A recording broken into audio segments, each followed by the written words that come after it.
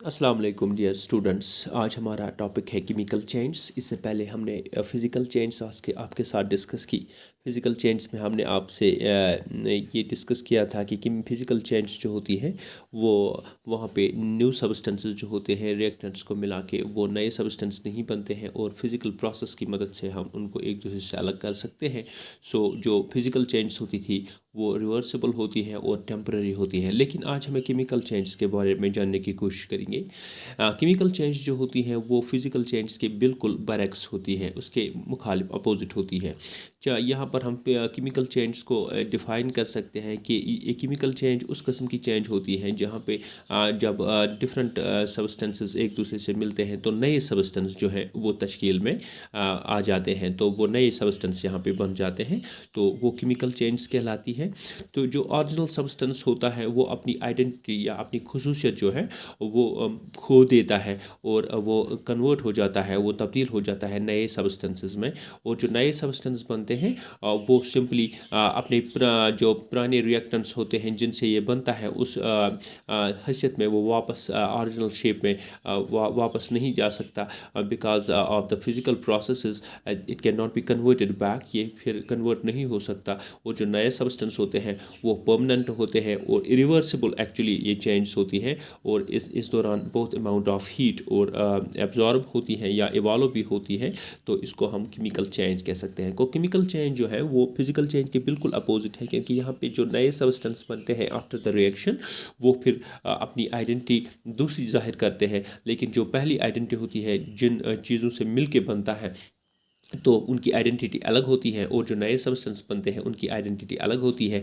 नए सब्सटेंस जो बनते हैं वो अपने पुराने रिएक्टेंट्स को जिनसे मिलके वो बनते हैं वो उसमें तब्दील नहीं हो सकते।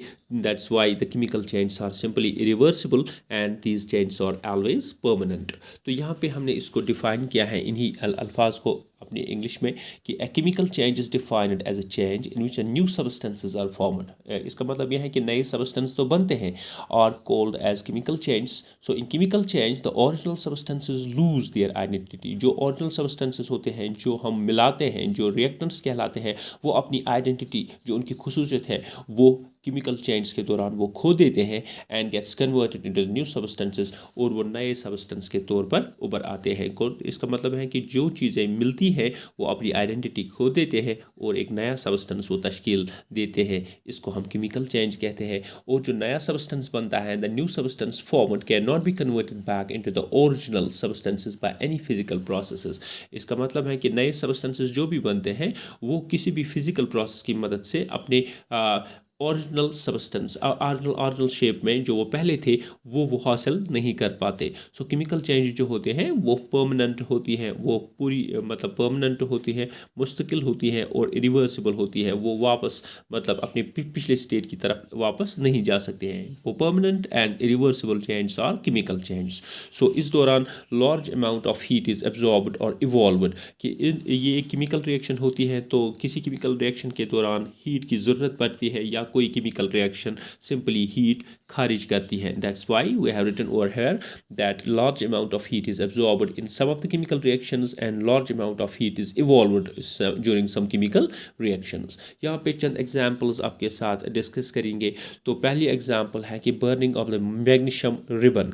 मैग्नीशियम जो होता है वो जब बर्न हो जाता है तो इसकी बर्निंग जो है वो एक केमिकल चेंज है। हम देखेंगे कि बर्निंग ऑफ मैग्नीशियम रिबन जो है, मैग्नीशियम का जो रिबन है मैग्नीशियम से बना होता है, वो थिन होता है, बिल्कुल पतला होता है। वो जब जलता है तो केमिकल चेंज ये कैसी है ज़रा देखेंगे। When magnesium ribbon is heated, अगर हम मैग्नीशियम रिबन को हीट करेंगे स्ट्रॉन्गली विद द ऑक्सीजन, क्योंकि हर कोई चीज़ जो होती है वो ऑक्सीजन की मदद से जलती है, तो मैग्नीशियम रिबन को हम जलाएंगे in presence of oxygen. A mixture of MgO magnesium oxide, यहाँ पे इसके जलने के बाद मिक्सचर बनता है MgO and MgNO3 is formed. एक मिक्सचर बनेगा MgO magnesium oxide and MgNO3। ये दोनों कंपोनेंट मैग्नीशियम रिबन के जलने के बाद हासिल होंगे। It burns with a dazzling light to form a white powder of MgO, और एक वाइट पाउडर हमें आखिर पर मिलेगा जिसको मैग्नीशियम ऑक्साइड के नाम से जानेंगे। So magnesium oxide is entirely a new substance. आप देख पाते हैं कि MgO that's called as magnesium oxide जो है एक नया सब्सटेंस है यहाँ पे हमें बन गया। So burning of magnesium ribbon is a chemical. तो हम देख पाते हैं कि मैग्नीशियम जो था वो पूरी तरह से आयर की मौजूदगी में जला और मैग्नीशियम ऑक्साइड, एक ऑक्साइड हमें हासिल हो गया जिसको हम मैग्नीशियम ऑक्साइड के नाम से जानते हैं। सो मैग्नीशियम ऑक्साइड जो नया बन गया that is quite different from that of the magnesium, और we can say they are quite different from that of magnesium, की मैग्नीशियम से ये बिल्कुल अलग है। और हम देख पाते हैं कि it is simply a chemical change. अगर हम मैग्नीशियम ऑक्साइड को वापस मैग्नीशियम में तब्दील करेंगे ये मुमकिन नहीं है, और we can simply say it is simply a permanent change. So by burning the magnesium ribbon we simply get in presence of oxygen we simply get magnesium oxide. ये पहली चेंज है जो केमिकल चेंज है, burning of the magnesium ribbon. Second जो है वो है burning of the hydrogen in air, कि अगर हम हाइड्रोजन को जलाएंगे in presence of oxygen what we will gate. When hydrogen is burnt in air or oxygen, an entirely new substance is formed that's called as water. So hydrogen और oxygen को हम in presence of oil in presence of oxygen मिला लेंगे तो हमें नया component that's called as water हासिल होगा, since water cannot be converted back to hydrogen or oxygen by any physical process. So physical process की मदद से हम इनको वापस तब्दील नहीं कर सकते, however by chemical processes we can, but physical process की मदद से हम water को back हाइड्रोजन या ऑक्सीजन में तब्दील नहीं कर सकते हैं, फिजिकल प्रोसेस की मदद से नहीं कर सकते। So it's a chemical change. तो हम जान पाते हैं कि that is the reaction of hydrogen with that of the oxygen results in the formation of water, लेकिन water can not be brought back by any physical process. Okay, now the third important chemical change is rusting of iron. जब iron पे जंग लग जाता है, जब हम iron को इंस्टॉल करते हैं, कहीं भी आयरन कहीं पड़ा होता है तो इस पे जंग लग जाता है, तो हम देख पाते हैं it's simply a chemical change this rusting of iron, because rust usually occurs in presence of moisture and Eyre.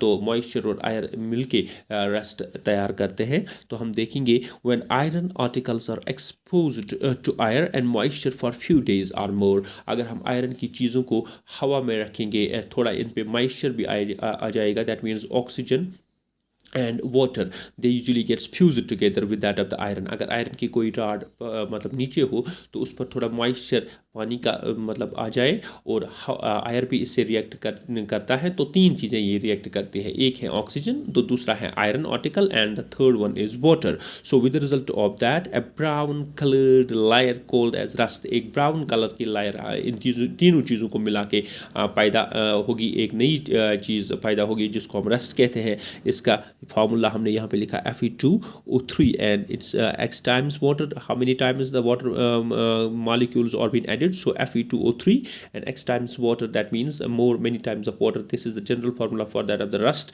is usually being formed. एक rust की layer इस iron article के ऊपर आ जाएगी, because iron और oxygen और water ये तीनों मिला के rust पैदा करते हैं। So rust is simply a new substance. ये तीन चीज़ों को मिला के बन गया, आयरन को मिला के बन गया, ऑक्सीजन को मिला के बन गया और वाटर मॉलिक्यूल्स को मिला के बन गया एक नई चीज़ दैट्स कॉल्ड एज रस्ट। तो रस्ट को हम फिजिकल प्रोसेस की मदद से इनको रस्ट को हम आयरन ऑक्सीजन और हाइड्रोजन में तब्दील नहीं कर सकते। कि अगर इस वुचो कि रस्ट ये रस्ट है कन्वर्ट करित वापस की इन आयरन ऑक्सीजन एंड हाइड्रोजन, इसको हम वापस तब्दील इन तीन चीज़ों में तब्दील नहीं कर सकते, हालांकि ये तीन चीज़ें मिलके रस्ट बनाते हैं। So we can say it's a permanent change and it cannot be brought back by any physical process. So it is the third example of the chemical change, the rusting of iron. The fourth important point is the example of the chemical change is formation of the iron sulfide. Iron sulfide के iron FeS that's called as iron sulfide कैसे तैयार होता है? देखिए, when iron and the sulfur are strongly heated, अगर iron और sulfur को हम strongly heat करेंगे, so a black new substance is called iron sulfide. एक काला substance हमें मिलेगा आयरन और सल्फर को हीट करके, that's called as iron sulphide. Since iron sulphide can not be converted back to the iron and sulphur, तो iron sulphide को हम आयरन और सल्फर में बैक वापस तब्दील नहीं कर सकते हैं bye any physical process, so it's a chemical change, तो इसको हम केमिकल चेंज कह सकते हैं। सो डियर स्टूडेंट्स, इसके अलावा बहुत सारी केमिकल चेंज हैं जहाँ पे हमने लिखी है कि पहली है burning of fuels like coal, wood, LPG, incense, stick, ये केमिकल चेंज हैं। फॉर एग्जांपल अगर हम फ्यूल लाइक कोल को जला लेंगे तो हमें वहाँ पे ऐश दिखने को मिलेगा, वुड को भी जला लेंगे तो वहाँ पे धुआं और आल्सो कार्बन डाइऑक्साइड प्रोड्यूस होगा और ऐश तैयार होगा। इसी तरह से एलपीजी या इंसेंस स्टिक, ये फ्यूल्स जलाने के बाद हम उन फ्यूल्स को जला के वापस उसी सूरत में तब्दील नहीं कर सकते। So we can say it's a chemical change. Also we have examples like that electricity electrolysis of water, that's passing electric current to H2O and get hydrogen and oxygen. electrolysis of water अगर हम करेंगे water के through हम पास करेंगे electric current, that's called as electrolysis. तो water के जो दो कंपोनेंट है हाइड्रोजन और ऑक्सीजन वो एक दूसरे से स्प्लिट हो जाएंगे, तो फिर हाइड्रोजन एंड ऑक्सीजन जो है वो हम अलग अलग करेंगे वाटर मॉलिक्यूल से। तो वाटर मॉलिक्यूल से वो हाइड्रोजन ऑक्सीजन को हम दोबारा मिला के वाटर बाय फिजिकल प्रोसेस हासिल नहीं कर सकते। So we can say the electrolysis of water is simply a chemical change.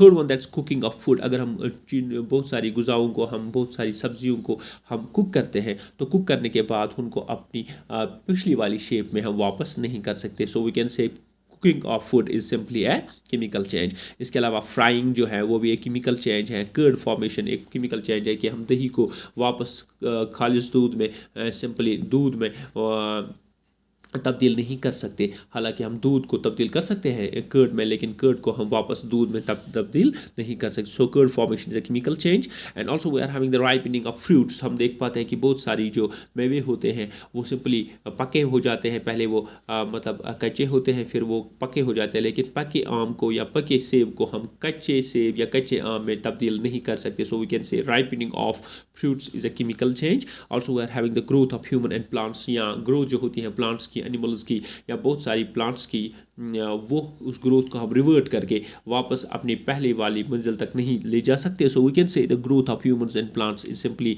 Irreversible and permanent and it can not be brought back. And last one यहाँ पे लिखा है मैंने कि फॉर्मेशन ऑफ चीज़ एक्स्ट्रा, और जो हम पनीर बनाते हैं तो पनीर को हम दूध में वापस तब्दील नहीं कर सकते। So it's a chemical change. So dear students, I have discussed with you today the chemical change and the examples of the chemical change around us. Thank you.